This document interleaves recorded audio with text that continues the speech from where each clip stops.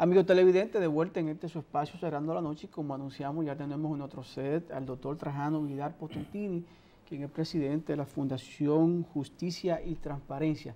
Con él vamos a hablar de muchos temas. Buenas noches, don Trajano. Buenas noches, Luis, Giovanni, y saludar al país, a todos los amigos, ¿verdad?, que siguen este espacio y prestos a compartir con ustedes. Yo creo que el tema obligado es la medida adoptada por el presidente de la República con relación a los últimos brotes de delincuencia que pues se han escenificado y que han afectado instituciones bancarias. Yo sé que ustedes como fundación, usted como abogado, siempre ha hecho planteamiento en torno a este tema. ¿Actualmente tienen alguna propuesta para que pues mejorar o contribuir al combate de la delincuencia? Sí, recientemente, hace apenas algunos días, nosotros reaccionamos alarmados por la forma, la modalidad de crimen que se estaba verificando en el país, lo que suponía pues indudablemente que un gran reto para las autoridades el que se estuvieran persiguiendo militares, policías, con el objetivo de quitarle sus armas, matarle y quitarle sus armas, lo que constituye, reitero, un reto, un desafío, además de una provocación. Estamos hablando de crímenes también atípicos, como es prácticamente volverse como algo normal el que se estén atracando entidades financieras, bancos comerciales. Ustedes recuerdan un caso emblemático cuando Trujillo, que pusieron un ejemplo, unas personas que osaron en el tiempo de Trujillo, porque ese sector financiero, lo que significa, lo que representa de cara a una sociedad de consternación y de terror, de que esto cambie pues hasta los hábitos de vida, como de hecho se está cambiando en la República Dominicana, esa percepción de inseguridad, ese temor que tenemos nosotros, lo decíamos a Luis, ¿verdad?, en su condición de catedrático universitario. Bueno, queremos irnos más temprano, vamos asustados, vamos en problemas. Y en tiempo de Trujillo, el único barco que asaltaron fue el único en ese momento, porque después aparecieron todos muertos en un parque como forma de algo lesionador, de dar un ejemplo, porque es una situación que no se registra, no se verifica, porque hace esto hasta daño a lo que es la imagen internacional, a lo que es la inversión extranjera y eventualmente pues también la afectación al turismo, que son de los grandes rubros que nosotros manejamos. Entonces, a partir de ahí, nosotros hacemos ese planteamiento, hacemos el pedimento a medidas urgentes, al gobierno fundamentalmente, al Estado en su conjunto, y habríamos planteado un programa, un plan integral de seguridad ciudadana, sobre todo porque el mismo debe tomar en consideración ese ámbito integral que supone verificar las causas, deslindarlas, incluso las cifras negras de la criminalidad o grises que se dan en ocasión de que no tenemos dónde ubicarlas, porque es un tema que hoy por hoy pues la percepción de todas formas pues la trae consigo, y ubicando esas causas, narcotráfico, desigualdad, falta de educación, falta de empleo, todas estas condiciones que convergen, y por eso decían ustedes, bueno, pero no podemos ser reactivos en este problema. El que salgamos a conjurar con un asunto mediático y de momento en poco servirá o será efectivo. Fue el tema, por ejemplo, de barrio seguro. Tú te metías a un barrio seguro, pero lo que hacía era contaminar el resto de los demás barrios, porque no se trata de un barrio seguro, se trata de un país seguro. Entonces esa propuesta nuestra está orientada a esa parte, de que si tú vas, que es una medida positiva, el patrullaje, pero es un patrullaje que tiene que ser estratégico, los espacios vulnerables, estratégico en los momentos y que pueda ser sostenible, porque el presupuesto que hay por este concepto no es sostenible en el tiempo. Entonces tiene que ser paulatino, permanente, si se quiere, pero intermitente, en este caso focalizarlo a aquellos ámbitos que sí tienen que ver con espacios de vulnerabilidad. El tema de las cámaras, nosotros hemos planteado que eso debe ponerle tasa cero, hay que motivar esa inversión, hay que buscar que por ley tengan las personas la posibilidad de instalarla en todos los negocios. Me gusta mucho esa propuesta porque eso ayuda en los residenciales, en las empresas, a poder colocar esos sistemas, esos circuitos cerrados, y aunque la delincuencia sigue, Luis, azotando, pero por lo menos tenemos una evidencia y podemos detectar quiénes fueron que y solo habría que ver cuáles son los resultados, y por eso dentro de la planificación que nosotros estamos presentando, el que se replique, el que se lleve a toda la geografía nacional, que se extienda lo que es el 911.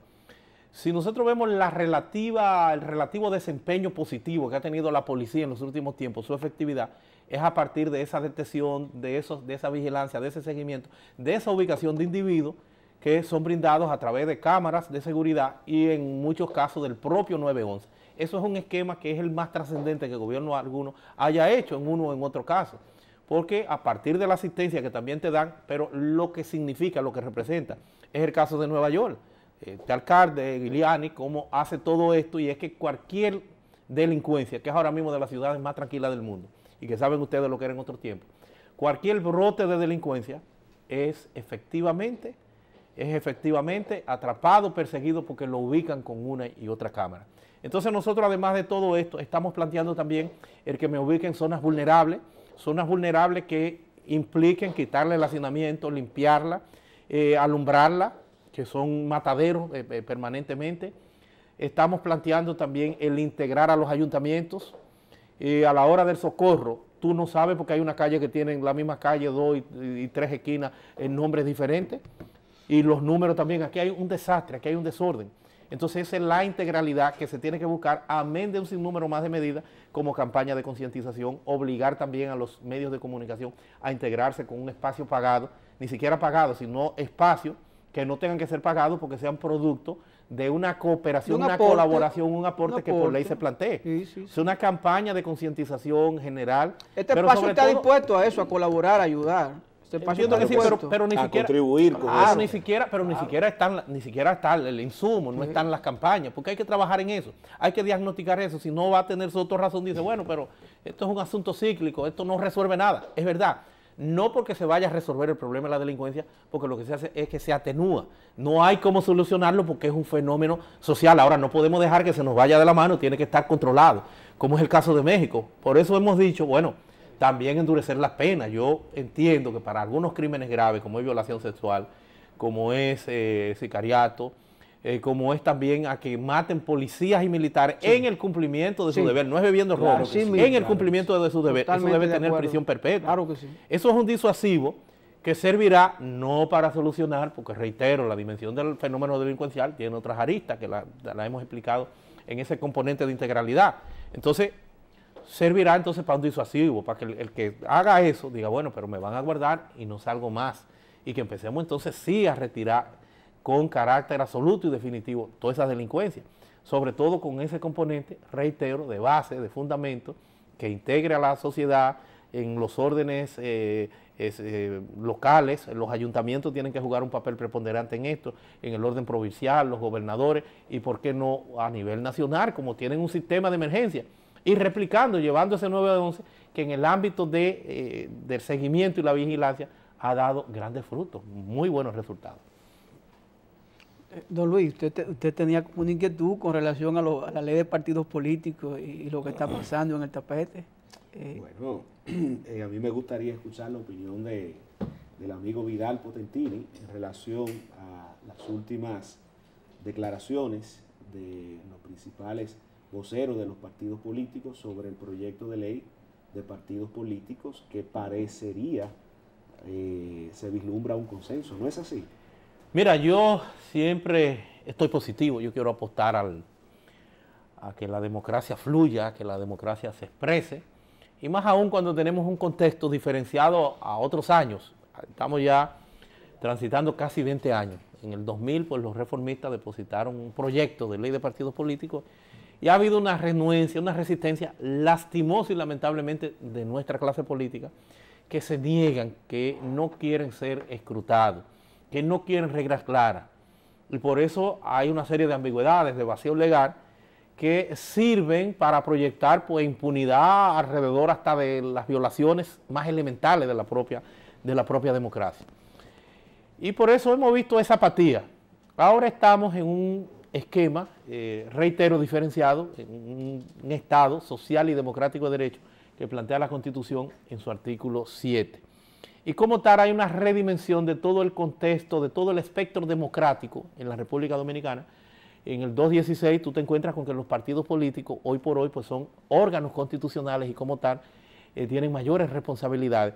Amén de que ese Estado social y democrático con el principio democrático y de derecho, pero el principio democrático tiene que estar atado a una serie de garantías que vienen ni siquiera implícita, explícita en la propia Constitución, con los mecanismos de participación popular, esa redimensión que tiene el entorno democrático con el derecho a elegir y ser elegible, un derecho de ciudadanía que ha devenido por la interpretación del Tribunal Constitucional y por el contexto sistémico de la propia Constitución en ser además un derecho fundamental, y es correcto, es normal que sea así. Todo esto impone la misma experiencia del caso de Brecht, el financiamiento eventual de las campañas, los topes, los tiempos, esta misma resolución de la Junta Central Electoral, te lleva a un escenario, una cantidad de leyes que chocan, que parecería una torre de Babel. Aquí tenemos casi 20 leyes que tienen que ver con la materia electoral, por eso lo ideal hubiese sido un código electoral, pero si no logramos ni siquiera consenso por una ley para remozar la electoral, el régimen electoral, pues mucho menos tendríamos por qué soñar con esa parte.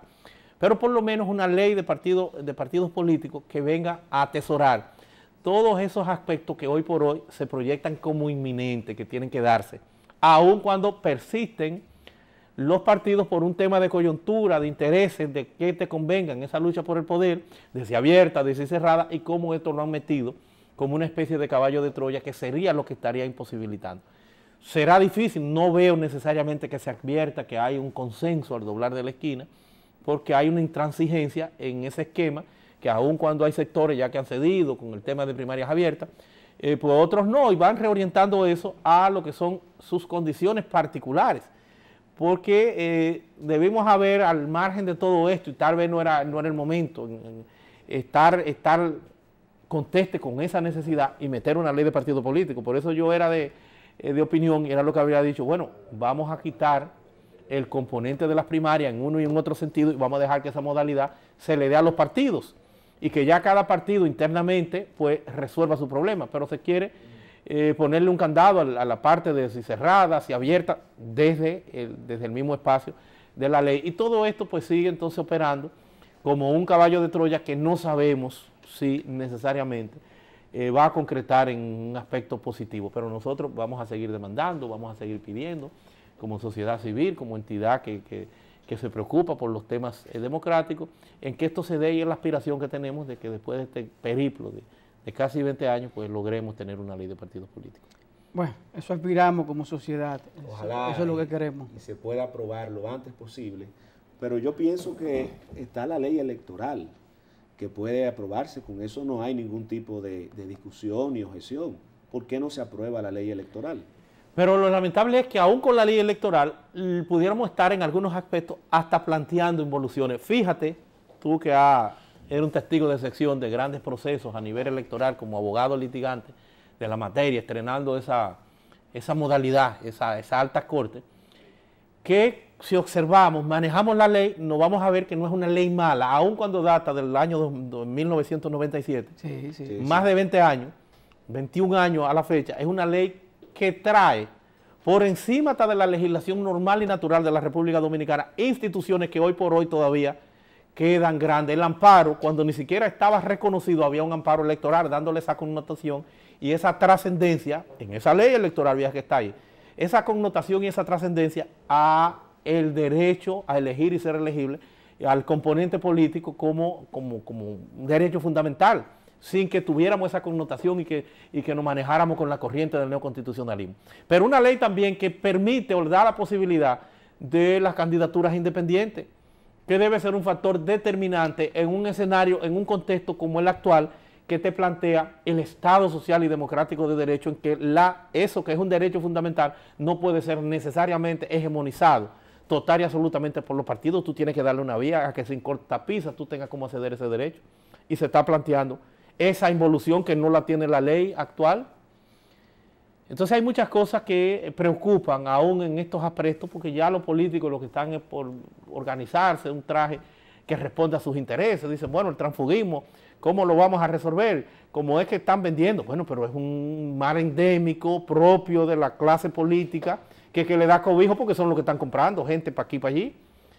Entonces, ¿cómo quieren resolverlo? Sencillo, vamos a resolverlo que las candidaturas son del partido. No, eso es atentatorio contra los mismos electores que han votado una gente y que votan por una persona. Y si quieren quitarse, apartarse de una línea, de un partido en particular, que lo hagan porque no están de acuerdo. Ustedes recuerdan a Velázquez Marnari Reina, no estaba de acuerdo con el partido y se declaró independiente. Claro. Hizo un trabajo y una persona que no puede ser cuestionada, como que no era un hombre honesto y serio y siempre estuvo al lado de los mejores intereses del país.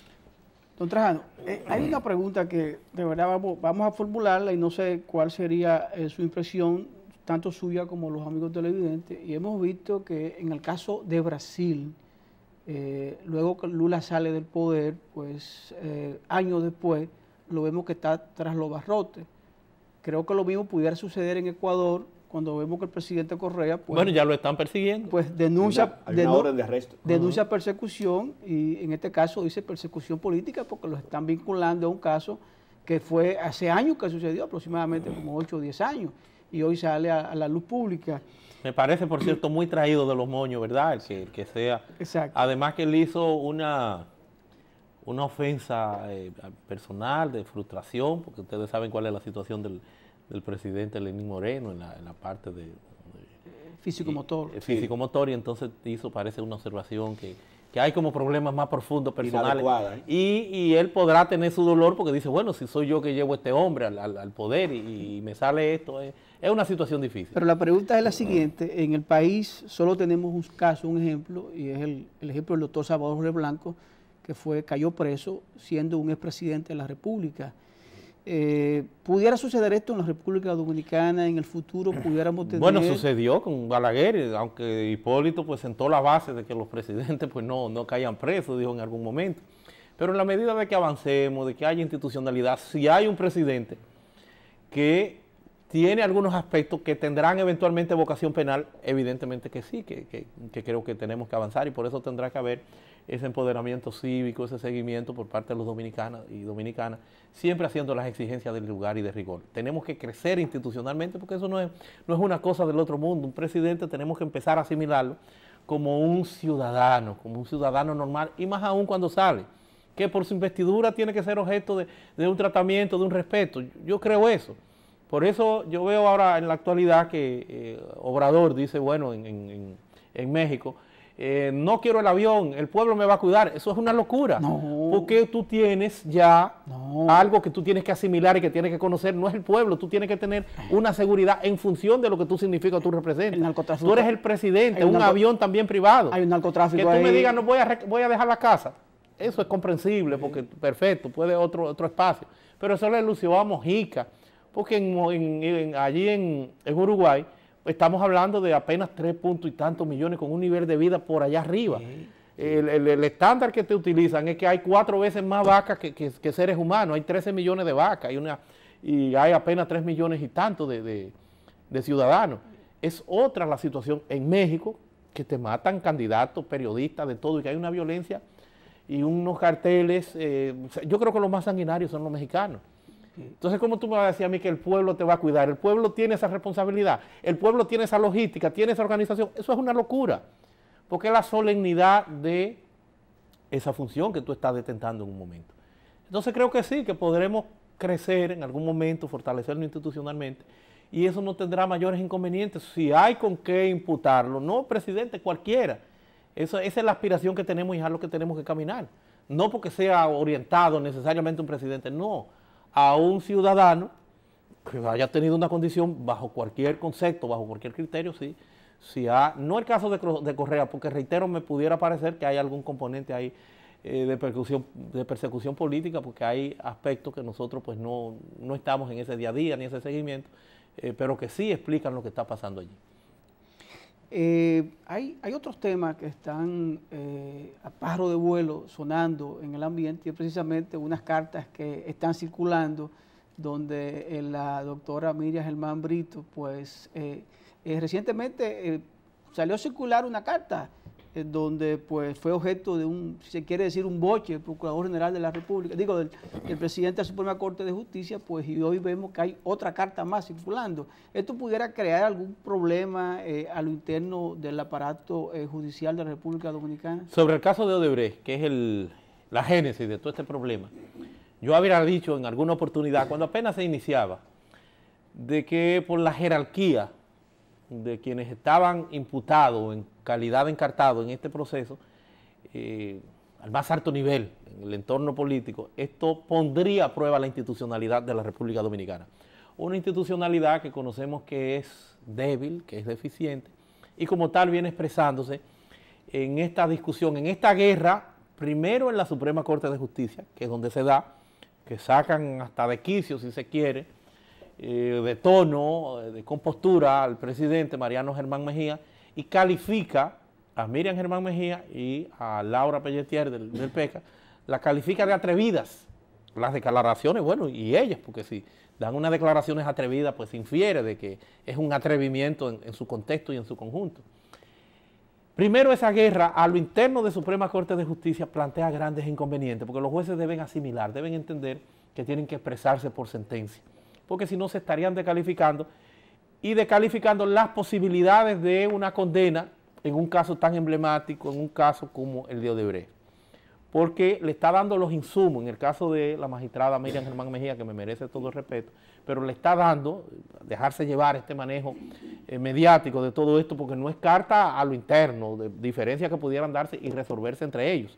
Son cartas que le dan pues publicidad a la anterior de Mariano y ahora otra nueva, donde está un calificativo de soberbio y demás, o sea, tienen una función que se explayan en lo mediático y que dañan, erosionan la ya débil y deteriorada imagen del Poder Judicial y que afectan eventualmente entonces también el desarrollo del proceso de Odebrecht, porque le están sirviendo estratégicamente a los abogados de la defensa con que ellos cuestionar y con que plantearse que el proceso se extienda hasta 4 años, tú sabes que es la duración máxima en el ámbito penal, con que se extienda sin que se tenga una definición, porque no está en condiciones, se estaría descalificando la propia Miriam Germán para arbitrar o para fungir de juez en este proceso.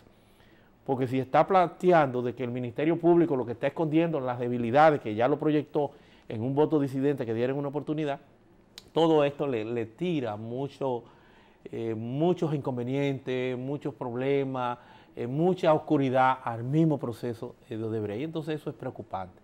Eso es preocupante porque ya se ha extendido el problema, ya sale un poco de la Suprema, pero ya se ha extendido al Ministerio Público y donde trae de las manos Miriam Germán Brito, trae de la mano también y dice que a ella y a los 15 jueces, deja a Mariano. Empieza ya también a jalar unos jueces que no necesariamente están en este pleito y que son quienes tienen vocación con ella para conocer el fondo de esto. Habrá que pensar entonces en los González Pérez, Horacio González Pérez, Cano, los magistrados de la Corte para irlo subiendo entonces a conocer, a manejar el proceso. Muchos cuestionamientos que me parece que son innecesarios, sobre todo esgrimirlo así de manera pública. A nosotros nos preocupa como sociedad civil porque tanto Ministerio Público como Poder Judicial tienen que entender que son dos patas de una misma mesa, sobre todo en la parte de la persecución del crimen organizado. No funciona si no hay armonía el uno con el otro. Entonces eso casi tira por la borda lo que es la lucha contra la corrupción y eventualmente el propio caso de la Odebrecht. Los abogados tienen que estarse frotando las manos porque le están dando los insumos para ellos hacer los planteamientos que entiendan. Y al mismo Ministerio Público, la propia Miriam Germán. Y todo eso pues trae mucha preocupación. Pero el asunto es grave, porque a lo mejor la gente escucha hablar de la magistrada Miriam Germán Brito y no sabe quién es. La magistrada Miriam Germán Brito es la presidenta de la Cámara Penal de la Suprema Corte de Justicia. Estamos diciendo que la Suprema Corte de Justicia tiene 3 cámaras o salas, como se le llama ahora, y la presidenta de la sala penal es la magistrada Miriam Germán Brito. Pero hay que decir algo más. La magistrada Miriam Germán Brito tal vez sea una de las juezas de mayor prestigio del país. Es una jueza de carrera, es una mujer que se ha distinguido por su rectitud y por su honestidad. En esa última comunicación que ella envía, ella señala algo que debe llamarnos a preocupación. Señala que hay una violación a la ley de expresión y difusión del pensamiento por parte del Ministerio Público. Más grave aún, expresión y difusión del pensamiento. Es una imputación de carácter penal ya lo que se Y ella sabe de eso, porque es una jueza penal que está diciendo. Una experiencia inconmensurable la de doña Miriam. Entonces, de verdad que, como bien apunta Soto, no estamos hablando de cualquier juez. Precisamente de la instancia que tiene vocación del conocimiento del caso de Odebrecht.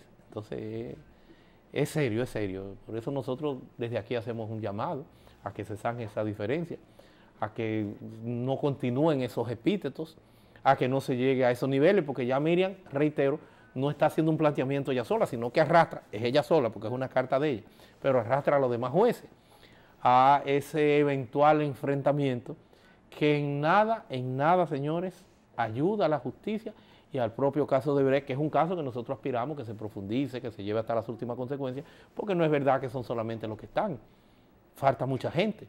Bueno. Como no necesariamente los que estén a la hora de un juicio pudieran o ser encartados o pudieran también un no lugar en relación a su eventual o posible participación, como quienes están también en calidad de archivo provisional pudieran reencartarlos si se encuentra en el proceso o en el camino algún indicio, o como también son de las tantas eventualidades, se pueda convertir el caso de Brecht en una especie de caja de Pandora cuando vengan algunas auditorías y eso apertura entonces que haya que jalar mucha gente. Bueno, ojalá de verdad la población lo que espera es que haya justicia y que caigan y que no solo la justicia sea imparcial y dura contra los pobres infelices que se roban una gallina. Bueno, pero la población también tiene una percepción errada del concepto de justicia. Por eso la población lo que quiere ver sangre, lo que quiere ver gente presa, al margen de si se le demuestra o no. Eso es lo que quiere la población. Y en este caso, pues la aspiración general es que se lleve hasta las últimas consecuencias y que haya en algún momento pues alguna definición. Bueno, agradecer, gracias a don Trajano por aceptar la invitación, agradecer que haya participado con nosotros aquí en este espacio. A ustedes. Señores, conversamos con el doctor Trajano Vidal Potentini, presidente de la Fundación Justicia y Transparencia. A ustedes vamos a una pequeña pausa y en breve continuamos con más contenido de su espacio Cerrando la Noche.